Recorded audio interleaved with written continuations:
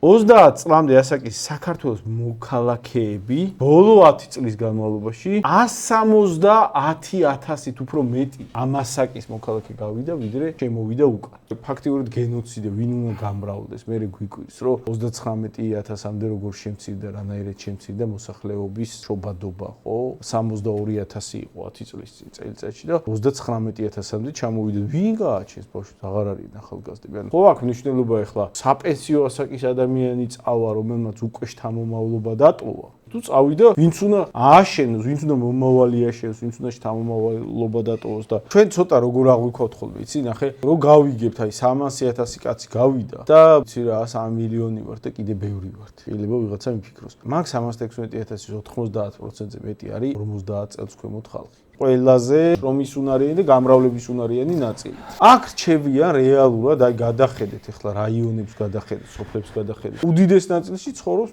ასაკოვანი ხალხი, რომელსაც შვილები ყავთ. უკეთეს შემთხვევაში თბილისში და უარეს შემთხვევაში ბევრს უცხოეთში. ამ პრობლემის შემოbrunება საერთოდ რამდენად მოხერხებადი, ან როგორ არის ამ პრობლემის შემოbrunება მოხერხებადი? მან ძალიან დიდი კითხვის ნიშნები ეს არ არის მარტივი საკითხი.